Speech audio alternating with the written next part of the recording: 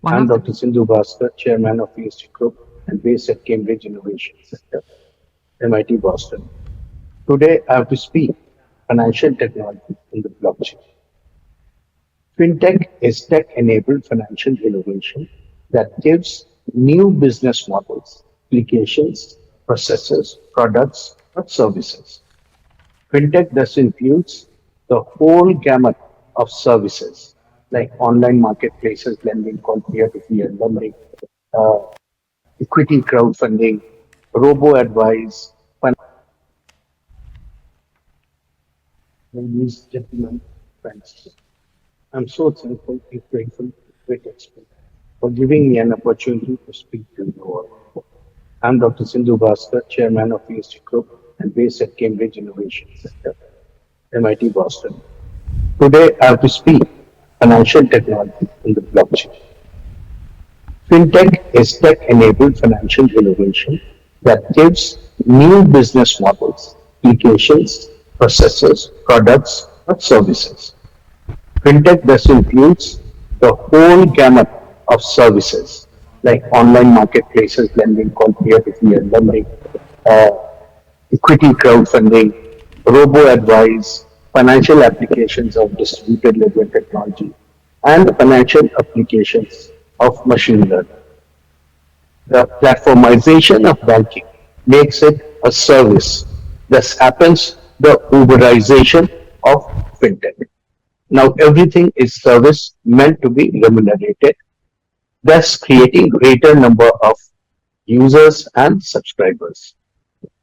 Banks are under attack from the likes of crypto innovators to central bank innovators with CBDCs, all of whom are seemingly seen to reduce the role of fully disintermediate traditional banks in the payment system, rather payment ecosystem. So mainstream interest in blockchain arose after the 2008 financial crisis in tandem with the development of the world's first peer-to-peer cryptocurrency, blockchain. But blockchain technology, not Bitcoin. Implicit in this refrain is the idea that Bitcoin's underlying distributed ledger technology is more valuable than the cryptocurrency itself. So now let us come to the basic features of blockchain, which is basically a transacting record keeping. And the features are immutable, so cannot be fuzzed or changed automatically. Distributed network participants, all participants have a copy of the ledger for complete transparency. Decentralized and secure, unanimous consensus, and faster settlement because it is peer to peer. Now, on the basis of these features, let us see what changes are happening in banking. So, know your customer and identity. There's the first and foremost, very, very important. Blockchain can bring greater transparency and efficiency in complying with KYC obligations. The unique digital identity of each participant in a blockchain network can help streamline authentication process across a shared KYC infrastructure. This can create opportunities for implementing tamper checks, proof of origination, and designated acknowledgement in business to business processes. Now, this is where cryptocurrencies fail because of peer to peer transaction. The KYC process cannot be completed, and that's why the refrain is don't adopt cryptocurrency but adopt the technology.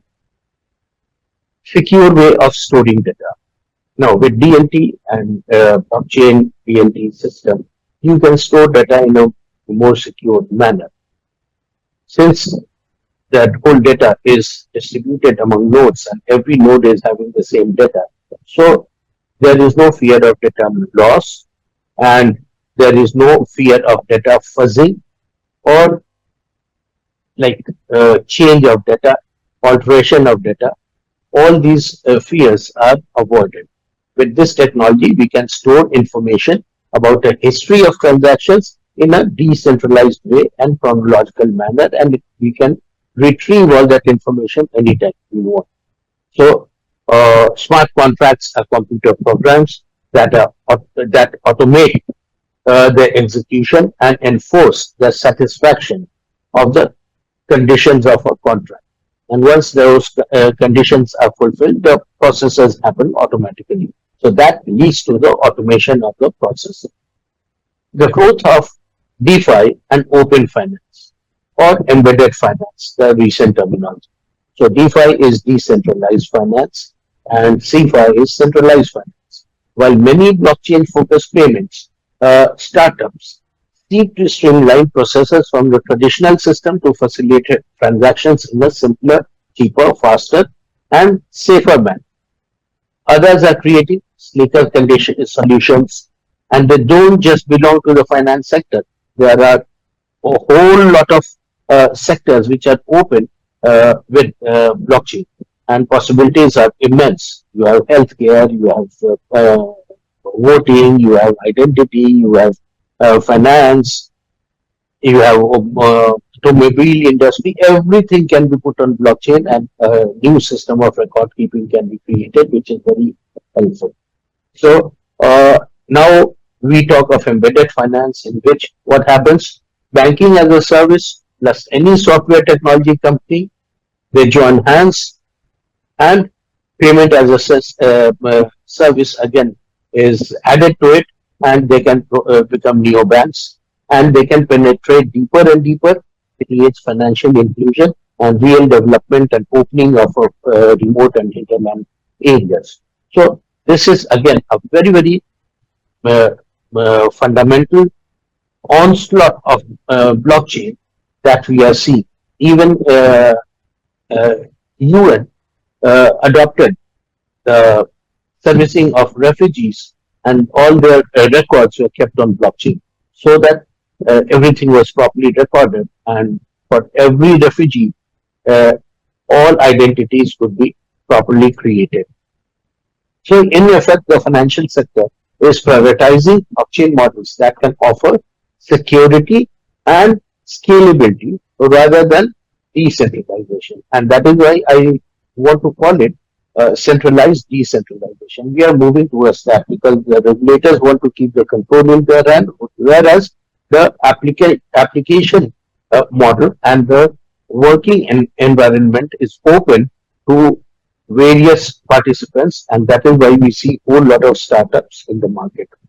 So blockchain enables banks to work together on a common solution using a decentralized database. You have the example of plates, that there are so many other companies in India. We have also a company Civil, which maintains records and shares it to different institutions.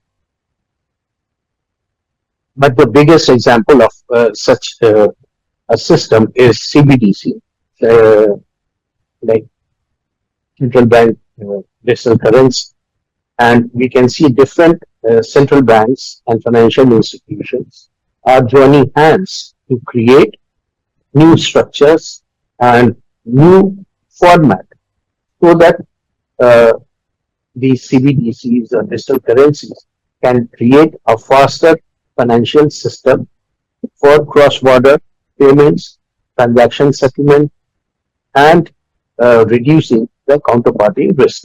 So, like in Project Denver, it is a shared platform for international settlement using digital currencies, and it is issued by multiple central banks.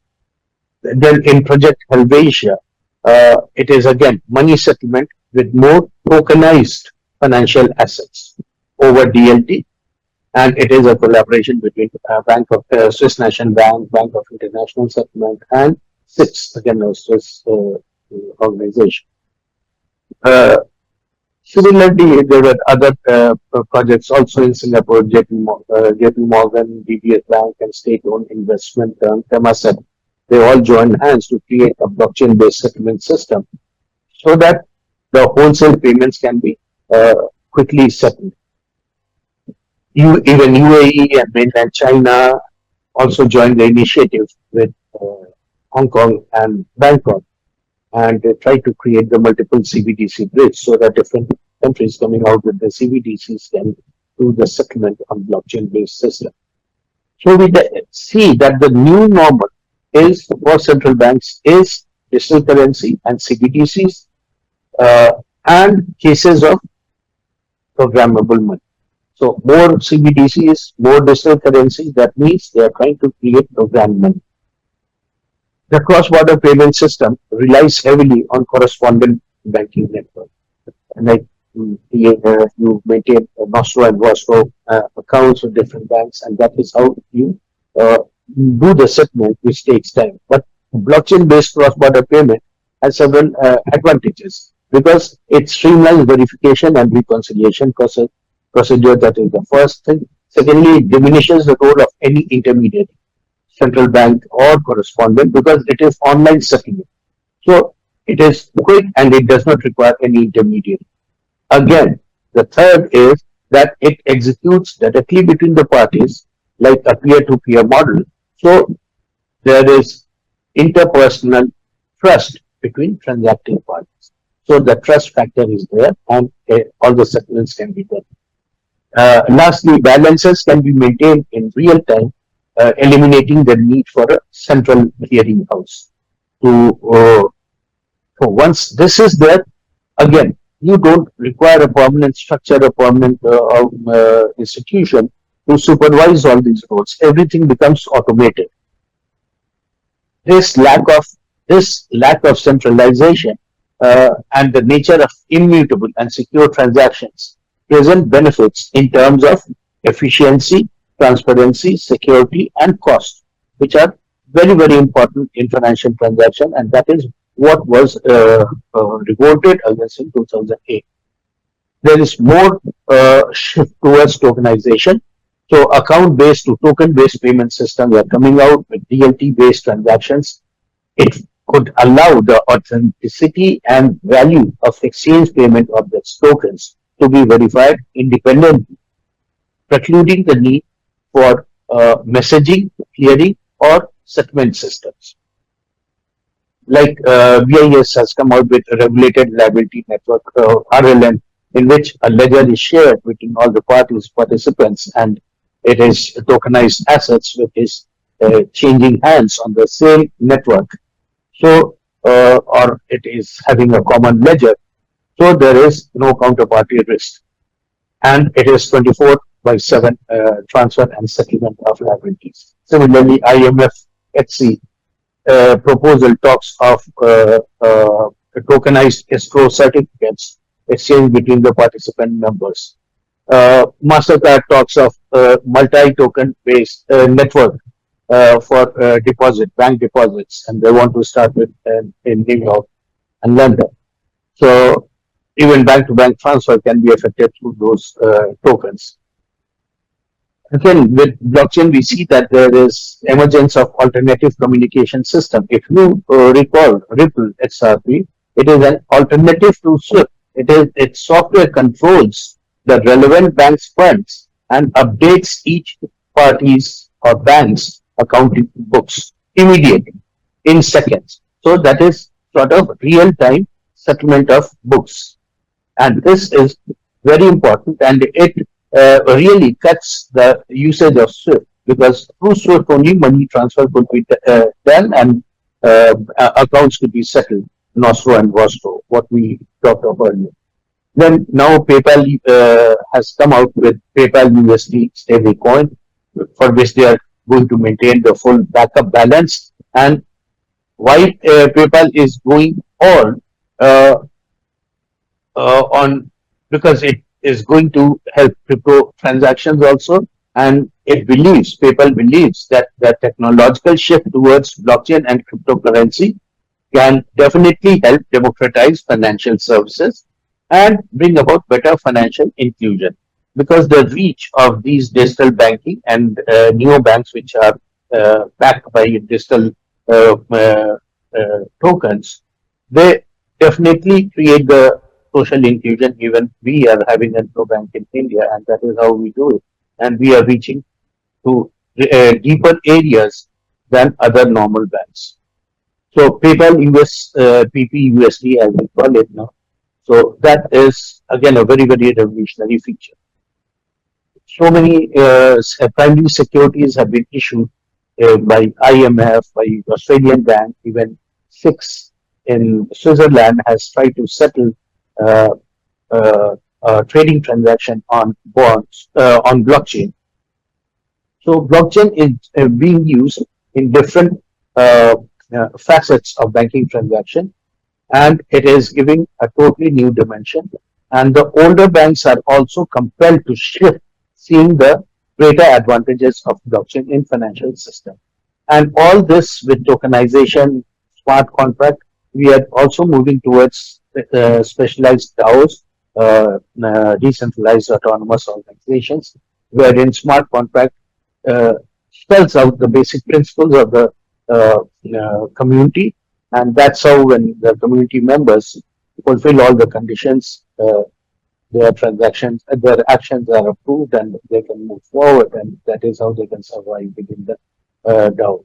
Thus, virtually, what we can say, block by block, a new financial ecosystem is being constructed right alongside the old one. Digital money is mainly an innovation developing in widespread decentralized innovation network. However, standardization is still in its early stage. The International Standard Organization is also working on a series of blockchain and DLT standards like ISO TC 307, which it aims to address architecture, taxonomy, and ontology. I think I have taken my time, so I'll take leave of you. Thank you very much once again, World Innovation Tech and Tech Expo for inviting me. And thank you everyone for listening to me patiently. Thank you.